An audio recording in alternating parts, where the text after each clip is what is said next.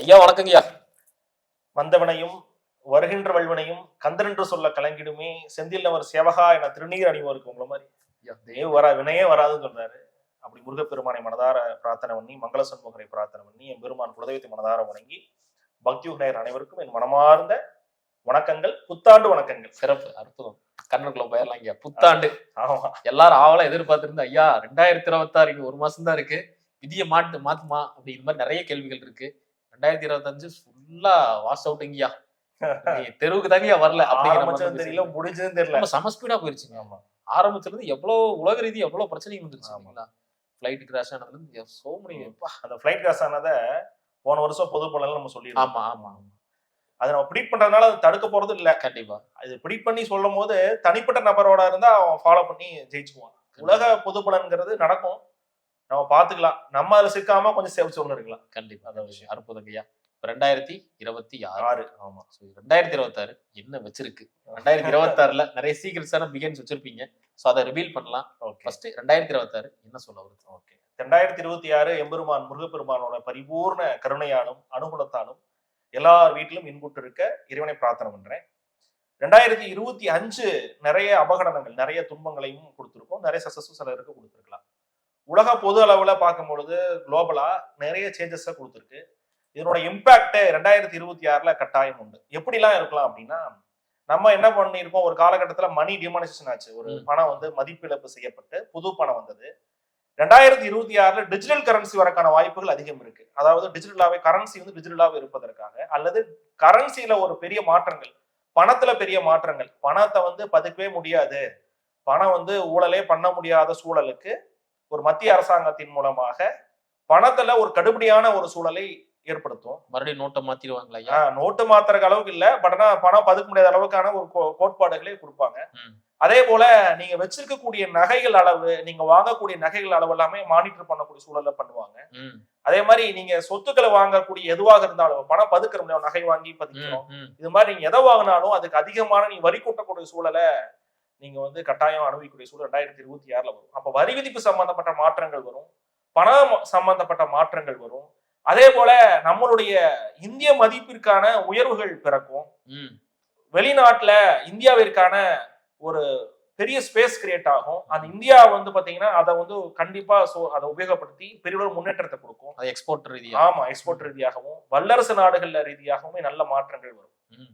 இந்த டெக்ஸ்டைல் சார்ந்த எக்ஸ்போர்ட் பண்றவங்க, இம்போர்ட் பண்றவங்களுக்கு எல்லாமே ஒரு மாற்றத்திற்குரிய வருஷமாக 2026 இருக்கும். ஏன்னா பிசினஸ் இப்போ வந்து பாத்தீங்கன்னா கொஞ்சம் நல்லா இருக்காது. 2025ல அந்த பேட்டர்னை மாத்தி, எக்ஸாம்பிளா 25 கிலோ சிப்ப அரிசிக்கு வந்து வரி போட்டாங்க. உடனே 26 கிலோ அரிசி போட்டாங்க. இப்ப மூட்டை அரிசி மூட்டை 26 கிலோ போட்டாங்க சிப்பம். அப்போ 1 கிலோ சேர்த்து போட்டாங்க. அப்ப அது மாதிரி அந்த மாற்றம் பண்ணி தொழில் எப்படி பண்ணலாம் அப்படிங்கிற சூழல்கள் எல்லாமே இந்த குளோபலா ரெடியாகி வரும். அது மட்டும் இல்லாம நிறைய பெண்கள் சுய உதவி குழுக்கள் மூலமாகவோ அல்லது பெண்களுக்கான ஏகப்பட்ட ஸ்கீம்ஸ் வந்து 2026ல எல்லா கட்சியினரும் சேர்ந்து ஆஃபர் பண்ணுவாங்க. பெண்களை டார்கெட் பண்ணி அரசியல் சூழலானது உருவாகும். பெண்கள் முடிவு பண்ணக்கூடியவர்கள் ஆட்சி கட்டில் அமரக்கூடிய சூழல்களை உருவாகும். அதனால பெண்களுக்கான ஏகப்பட்ட ஸ்கீம்ஸ் சென்ட்ரலும் கொண்டாடுவாங்க, நம்ம வந்து ஸ்டேட் கவர்மெண்ட்டும் கொண்டாடுவாங்க. பெண்களுக்கான ஏகப்பட்ட தொழிலுக்கான ஆப்பர்ச்சுனிட்டிஸ் கொடுப்பாங்க, நிறைய பெண்களுக்கான லோன்ஸ் கொடுப்பாங்க. ஏகப்பட்ட பேர் பெண்கள்லாம் சேர்ந்து வீட்டுல ஒரு 4 பேர் இருக்காங்க, பக்கத்துல 4 பேர்லாம் சேர்ந்து தொழில் பண்ணக்கூடிய அளவுக்கு பெரிய டெவலப்மெண்ட் வருஷம் விமனுக்கு, பெண்களுக்கு கட்டாயம் 2026ல நிச்சயம் இருக்கும். பேட்டரி வாகனங்கள், எலக்ட்ரிசிட்டி வாகனங்கள், சோலார் சார்ந்த அமைப்புகள், சூரியன் சார்ந்த எல்லா காரகத்துவம் வெற்றி பெறக்கூடிய வருஷமாக 2026 இருக்கும். சோலார் சார்ந்த விஷயங்கள இப்பயே மானியம் இருக்கு, அதை வந்து பிசினஸ் ஆக நிறைய பேர் எடுத்து பண்ணக்கூடிய சூழலும், எலக்ட்ரிக் பைக் வண்டி வாகனங்கள் பிசினஸ் நிறைய டெவலப் ஆகக்கூடிய சூழலும், எலக்ட்ரிக் வாகனங்களை நீங்க எதிர்பார்க்க முடியாத அளவுக்கு பெரிய வளர்ச்சிக்குரிய அமைப்புகள் எல்லாமே கட்டாயம் வரும். அதே போல மருத்துவத்துறையில மிகப்பெரிய மாற்றங்கள், மிகப்பெரிய எக்யூப்மெண்ட் சார்ந்த மாற்றங்கள். இந்தியால இப்போ மருத்துவம்னு போனா நீங்க வெளிநாடு போறாங்க, ஆனா இந்தியால இது சரி பண்ண முடியாத ஒரு மருத்துவம் இல்லை. அந்த அளவுக்கு மருத்துவத்துறை சார்ந்த பல்வேறு மாற்றங்கள் வரும். வாதியார்களுக்கான டிமாண்ட்ஸ் குறையும், ஏன்னா ஏஐ பாடம் நடத்தும். அதே மாதிரி டியூஷன் அனுப்புனா நீங்க டியூஷன்லாம் வேணாம், நீங்க ஒரு டேப் வாங்கி கொடுங்க, நான் வீட்லயே உங்க குழந்தைக்கு பாடம் நடத்துங்கிற மாதிரியான ஏஐ சம்பந்தப்பட்ட டெவலப்மெண்ட்ஸ் வரும்.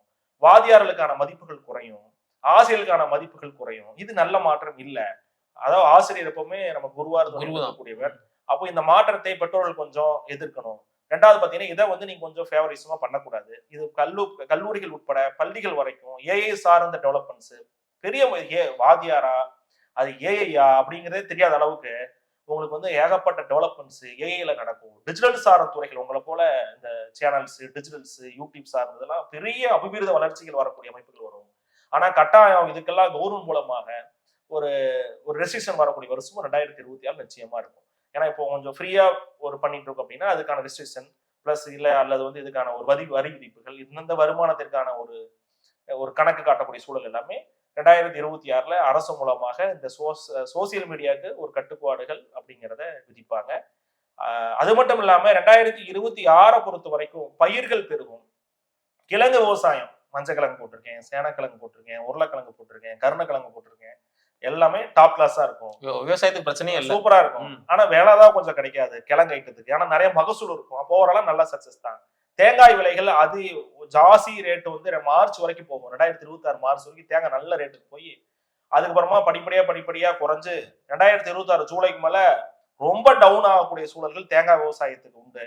அதனால பருப்பு வச்சு ஸ்டாக் போடாம வச்சிருக்கவங்களாம் அடுத்தது ஸ்டார்டிங் 4 மாசத்துக்குள்ள போட்டு காலி பண்றது ரொம்ப நல்லது.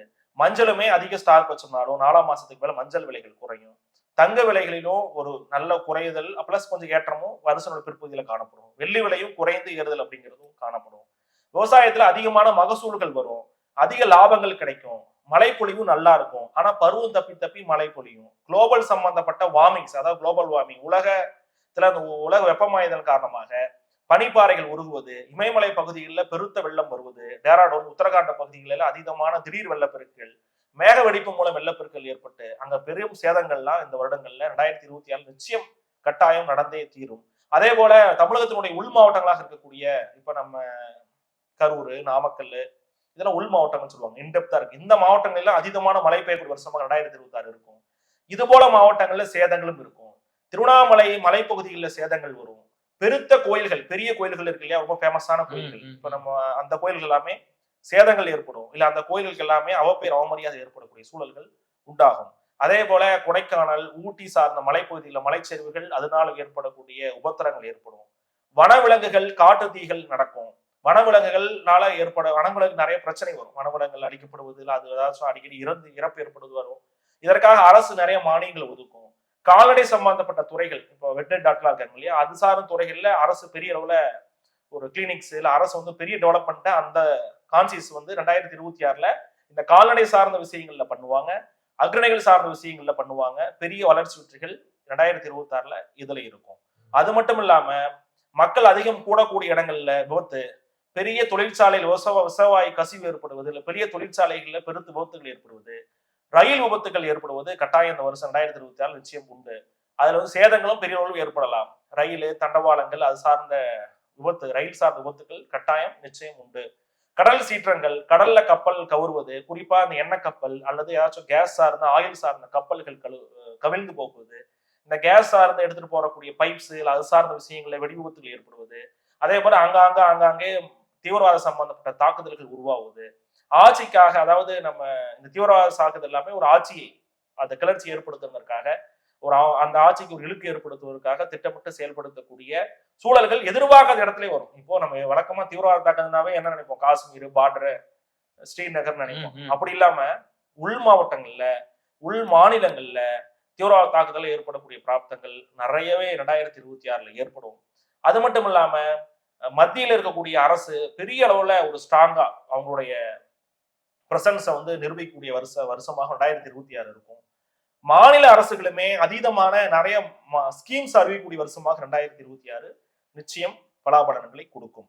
அப்போ இதுல வந்து விபத்துன்னு பார்க்கும் பொழுது மலை சரிவுகள், உள் மாவட்டங்கள் அதீதமான கனமழைகள், அதே போல ட்ரெயின் விபத்து, அது வந்து பிளஸ் கப்பல் விபத்து, எண்ணெய் கப்பல்கள் கவிழ்வது, மக்கள் கப்பலும் கவிழ்வது, நடுக்கடல் ஏற்படக்கூடிய பல்வேறு விபத்துக்கள் பிளஸ் மலைச்சூழலான விபத்துக்கள் எல்லாமே 2026 நிச்சயம் ஏற்படக்கூடியது நடக்கும்.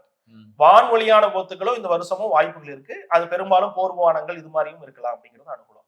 அதே போல நாட்டுகளுக்கிடையே போர் அப்படிங்கிறது துப்பாக்கி குண்டு இல்லாம பொருளாதார ரீதியாக பல்வேறு நெருக்கடிகள், வரி விதிப்பினால பல்வேறு நெருக்கடிகள், ஏற்றுமதி இறக்குமதிகளுக்கு அதீதமான கடுபிடிகள், அங்க வேலை செய்யறவங்களுக்கான கடினமான கடுபிடிகள் உள்ளிட்ட பல்வேறு விஷயங்களை ஏற்படுத்தி இந்தியாவுக்கு பல்வேறு நாடுகள் எதிர்ப்பு தெரிவிக்கக்கூடிய சூழல்களை காட்டும். அது இது மாதிரியான சூழல் டைரக்டா கிடையாது, இன்டைரக்டா அதெல்லாம் மீண்டு பெரிய அளவு தொழில் துறை சார்ந்த வளர்ச்சி, ஐடி துறையில மிகப்பெரிய வளர்ச்சி, மருத்துவ துறையில பெரிய வளர்ச்சி, டிஜிட்டல் துறையில மிகப்பெரிய வளர்ச்சி, ஆடைகள் சம்பந்தப்பட்ட உற்பத்தியில மிகப்பெரிய வளர்ச்சி, டிசைனிங் சார்ந்த துறைகள் இது சார்ந்த மிகப்பெரிய வளர்ச்சி, சிறு குறு தொழில்கள் மிகப்பெரிய வளர்ச்சின்னு பல்வேறு வளர்ச்சிகளை ஏற்படுத்தும் வருஷமாக பொதுப்பலனாக 2026 நிச்சயம் இருக்கும். சிறப்புங்கய்யா. அந்த பொருளாதாரம் சாமானியமா இருக்கக்கூடிய அந்த ஜனங்களுக்கு பொருளாதாரம் எப்படிங்க? ஓகே, சாமானிய ஜனங்களுக்கு பொருளாதார உயர்வு 2025 விட 2026 100% நல்லா இருக்கும். இதுல வந்து ரொம்பவே வீட்டு செலவுக்கே ரொம்ப டைட்டா போச்சுங்க அப்படிங்கிறது இல்லாம 2026ல ஏன்னா விவசாயம் கொஞ்சம் நல்லா இருந்தாவே எப்பவுமே கொஞ்சம் பணம் ரொட்டேஷன் கையில இருக்கும். இடம் விற்கணும்னு நினைச்சிட்டு இருக்கேன், இடம் விற்க மாட்டேங்குது, இடம் வித்துட்டா கடன் செட்டில் பண்ணி கொடுங்க. ஒரு வீடு விற்க நினைச்சிட்டு இருக்கேன், வீடு விற்க மாட்டேங்குது, இல்ல வீடு கட்டணும்னு நினைச்சிட்டு இருக்கேன், இடம் வாங்கிட்டு நினைக்கிறேன். இது மாதிரியான பெரிய ஒரு பிளான், அந்த லைஃப்ல ஒரு இடம் வாங்குறது வீடு வாங்குறது பெரிய பிளான் இல்லையா? இது மாதிரி இருக்கக்கூடிய நிறைய மக்களுக்கு அதற்கான ஆப்பர்ச்சுனிட்டிஸ் வரும், இடம் விற்கிறதுக்கான வாய்ப்பு வரும், அதனால பணமும் வரும், அதன் மூலமா இடம் வாங்குறது வீடு வாங்குறது மாதிரியான சூழல்களும் வரும். வண்டி வாகனம் வந்து பெரிய டெவலப்மெண்ட் இருக்கும். கார்ஸ் எல்லாம் இந்த மாதிரி கார்லாம் நம்ம இந்தியா ரோட்ல பாப்போமா அப்படிங்கிற அளவுக்கு நம்ம வழக்கமா இந்த இங்கிலீஷ் படத்துல எல்லாம் நிறைய டப்புன்னு பட்டன் நமக்கு 2 பக்கம் ரெக்கலாம் வருது பாருங்க. அது மாதிரி ரொம்ப வித்தியாசமான கார்ஸ், வித்தியாசமான கலர்ஸ்ல, ரொம்ப அல்ட்ரா டிசைன்ல இப்படிலாம் கார் டிசைன் இருக்குமா அப்படிங்கிற மாதிரி கண்டிப்பா 2026ல வரும். அதனால கார் வாங்கணும்னு நினைச்சிட்டு இருக்கவங்களா கொஞ்சம் வெயிட் பண்ணி அடுத்த வருஷம் மிட்ல ஒரு 6 மாசத்துக்கு மேல பாத்தீங்கன்னா நிறைய மாடல்ஸ் கார்ஸ் அவைலபிளா இருக்கும். அதனால கார் மார்க்கெட் வந்து பெரிய ஒரு உங்களுக்கு அவைலபிலிட்டி நிறைய கொடுக்கும். ஆனா கார் மார்க்கெட்ல பிசினஸ் பண்றவங்க, கார் தயாரிக்கக்கூடியவர்கள், விற்கக்கூடியவர்களுக்கு பெருத்த அடியா இருக்கும் 2026. காரணம், ஒரு 10 லட்ச ரூபா அப்படின்னு பட்ஜெட்ல நீங்க கார் பாத்தீங்கன்னா முதல் 2 கார் 3 கார் கலெக்ஷன் இந்த இடத்துல இப்போ 20 கார் இருக்கும். அந்த ஒவ்வொரு பிராண்டுமே 4 காரை கொடுப்பாங்க. நிறைய புது கார்ஸ் உள்ள வரும், புது அல்ட்ராவான டெக்னாலஜி இருக்கக்கூடிய கார்ஸ், இந்த ஏஐ வச்சு அல்லது இந்த ஆட்டோ டிரைவ் சொல்றாங்க, அது மாதிரி ஏகப்பட்ட டெக்னாலஜி வச்சு வரும். நிறைய இனோவேஷன்ஸ் கார்ஸ்ல வரும். நிறைய கார் கம்பெனிகள் போட்டி போட்டுக்கொண்டு இதை கொடுக்கறதுனால அவங்களுக்கு இந்த பிரைஸ்லயும் ரொம்ப ஜாஸ்தி லாபம் பண்ண முடியாது. மக்களுக்கு தான் ரொம்ப பெனிஃபிட்டான டைம் 2026ல கார் எடுக்கிறவங்களுக்கு ரொம்ப ஃபேவரட்டான டைம். நீங்க ஒரு 10 லட்சம் பட்ஜெட் வச்சிருந்தா அருமையான கார் எடுக்கலாம், நல்ல அமையும் கார்லாம். சிறப்புங்கய்யா. அடுத்து தங்கம்யா. தங்கம் வந்து சரமாரி ஏறிக்கிட்டு இருக்கு. ஒரு பொட்டு தங்கமாச்சும் வாங்கணும்னு எதிர்பார்த்துட்டு இருக்கேன் நம்ம நேயர்கள். அப்படி இருக்கும்போது இந்த வருஷம் 2026ல ஏறுமா இல்ல இறங்குமா? தங்க விலை அப்படிங்கிறது பெருவாரியான குறையறக்கான வாய்ப்பு இல்லை. ரொம்ப ஜாஸ்தி மனமகிழ்ச்சி பரவளவு குறையும் அப்படிங்கிறதுல இல்ல. தங்க விலை ஏற்றம் வரும் 2026ல. 2026 பகுதிக்கு மேல இறக்கம் வரும். திருப்பி 2024 பிற்பகுதியில் ஏற்றம் வரும். இது வந்து பாத்தீங்கன்னா ஒரு பர்டிகுலரான ஒரு மினிமம் ஸ்கேல் ஆஃப் அமௌண்ட்ல ஏறி இறங்கிட்டு இருக்கும். பெருசா மகிழ்ச்சி தர மாதிரியான ஒரு ஏற்ற இறக்கமா அது இருக்காது. ஏறும் பொழுது ஸ்டாக் வச்சிருக்கும் மகிழ்ச்சி, இறங்கும் பொழுது வாங்குறவங்களுக்கு ஒரு ஹாப்பினஸ் இருக்கும். பட் வாங்கும் போது ரொம்ப ஹாப்பியா வாங்குற அளவுக்கு குறையாது. ஆனா வெள்ளி விலை நல்ல குறைய வரும். வெள்ளி நல்ல குறையிற அமைப்புகள் உண்டு. தங்கம் வந்து பாத்தீங்கன்னா இந்த விலை அதீதமான விலையேற்றத்தை கட்டுப்படுத்துவதற்கு தான் அரசு சார்ந்த ஒரு வகையில ஒரு முடிவுகள் இந்த வருஷம் 2026 எட்டப்படும். அல்லது அது சார்ந்த சுரங்கங்கள் ஃபைன் பண்றது, அதை ஆடி பண்ணியிருக்காங்க. அதுல வந்து மைனிங் பண்றது, இல்லை இது மாதிரி ஏதோ ஒரு வகையில அந்த கோல்டு ரேட்டை ஃபிக்ஸ் பண்றதுக்காக அல்லது கட்டுக்கோப்புல பண்றதுக்காக எல்லாருக்கும் தங்கம் போய் சேருவதற்கான ஒரு விஷயத்த அரசு வந்து முன்னெடுப்பாங்க. அதனால ரிசல்ட் அப்படிங்கிறது லேட்டா தானே வரும். ஏன்னா கவர்மெண்ட் ப்ராஜெக்ட்னாவே கொஞ்சம் அப்படியே நடக்கும். அது கண்டிப்பா அதனால ஒரு மாற்றம் வரும். 2026 தங்கத்தை பொறுத்த வரைக்கும் ஒரு மகிழ்ச்சியான இறக்கம் என்பது ஏற்பட வாய்ப்பு இல்லை. ஆனா தங்க விலை இறக்கம் உண்டு. சிறப்பு ஐயா. அடுத்து பாத்தீங்கன்னா இன்வெஸ்ட்மெண்டா போடுறது தங்கத்துல போடலாமா இல்ல நிலத்துல போடலாமா? 2026 பொறுத்த வரைக்கும் ஷேர் மார்க்கெட்டு 2025லயே அது அன்பிளசன்ட் தான், ஒரு நல்லால மிகவும் ஏற்ற இறக்கம், நிறைய அதுல ப்ராப்ளம்ஸ். 2026 27 வரைக்குமே அப்படித்தான் இருக்கும் ஷேர் மார்க்கெட்ல பெருசா.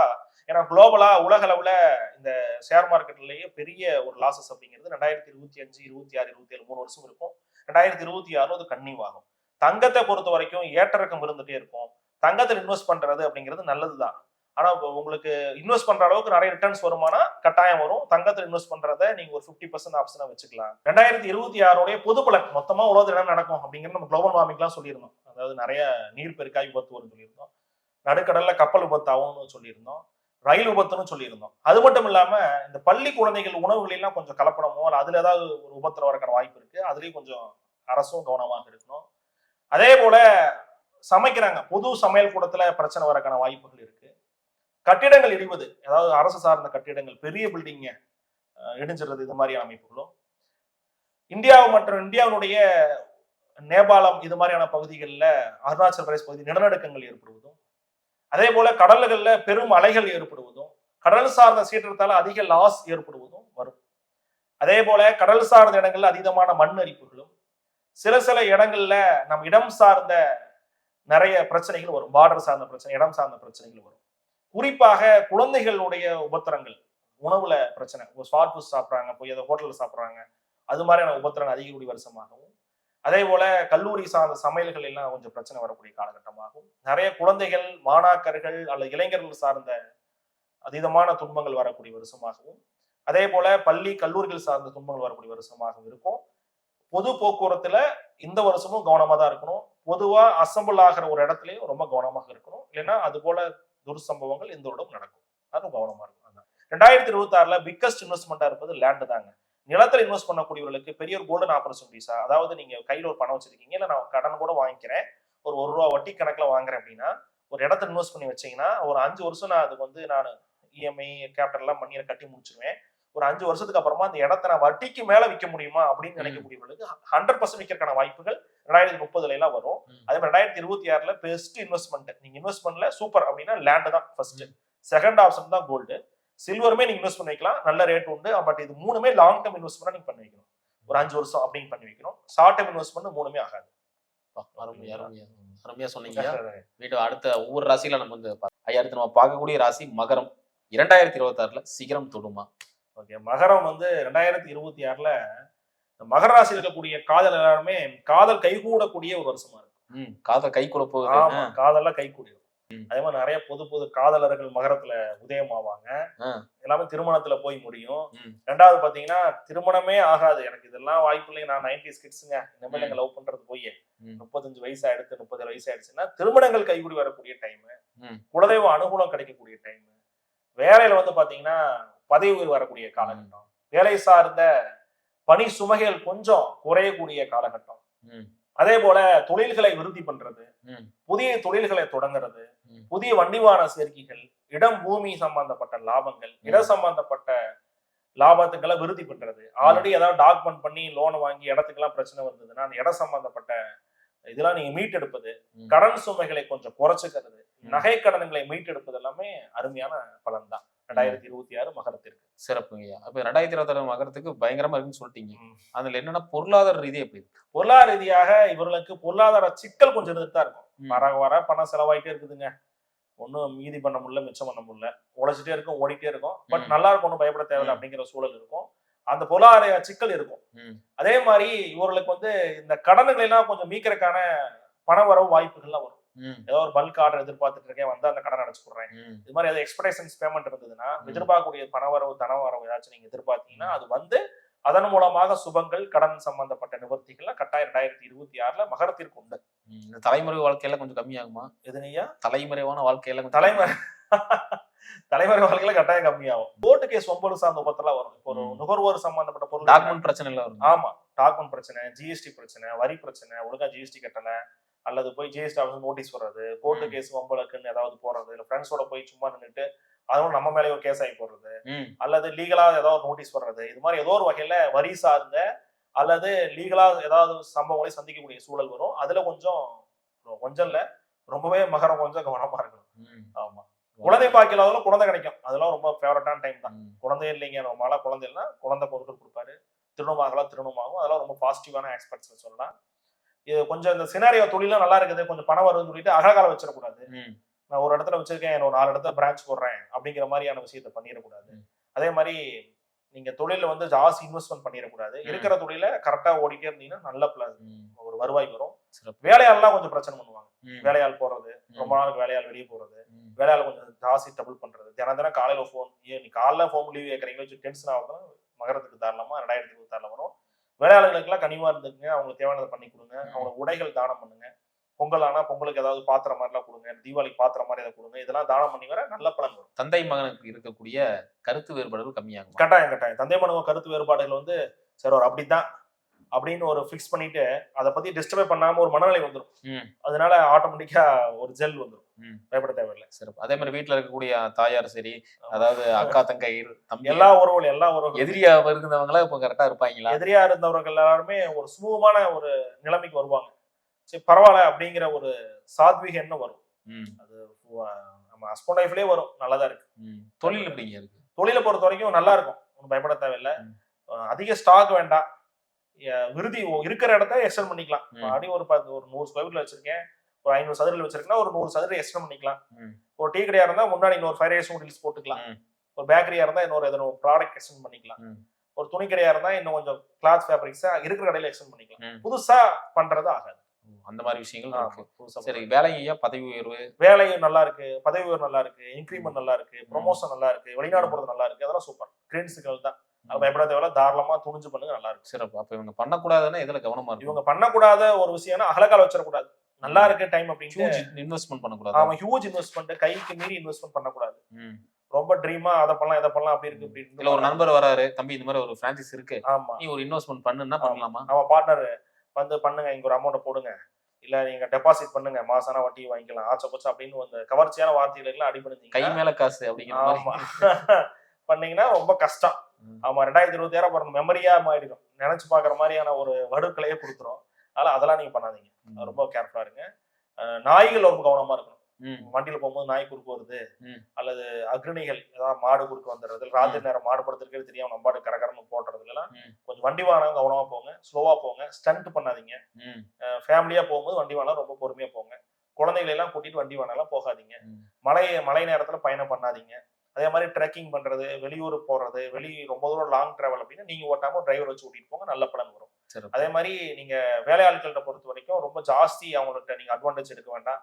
ரொம்ப நீங்க பேம்பரா வச்சுக்கிறீங்க, உறவு மாதிரி வச்சுக்கிறீங்கன்னு சொல்லி ஜாஸ்தி ஷேர் பண்ணி உங்களை பத்தி அல்லது நிறைய அவங்கள பத்தி உங்கள்ட்ட ஷேர் பண்ணி இது மாதிரியான ஒரு நிலைமை பண்ணிக்கும் பொழுது அவர்கள் உங்கள்ட்ட இருந்து வெளியே போறதுக்கான வாய்ப்புகள் ஜாஸ்தி இருக்கு. ஐயா, மகர ராசி வழிபட வேண்டிய வழிபாடு. ஓகே, மகர தின வழிபாடு சொல்றதுக்கு முன்னாடி இந்த கூட்டு தொழில் மகர ராசி பண்ணாங்கன்னா அதுல கொஞ்சம் பிரிவு வர டைம், பார்ட்னர்ஷிப்ல பிரச்சனை, அப்புறமா பார்ட்னர்ஷிப் சார்ந்து எந்த தொழில் பண்ணாலும் பிரச்சனை வரும். எந்த தொழில், ஒரு வட்டி தொழிலா இருந்தாலும் சரிதான், சின்ன தொழிலா இருந்தாலும் சரிதான், டீ கடையா இருந்தாலும் சரிதான், பார்ட்னர்ஷிப்பா இருந்தா கண்டிப்பா பிரச்சனை வரும்.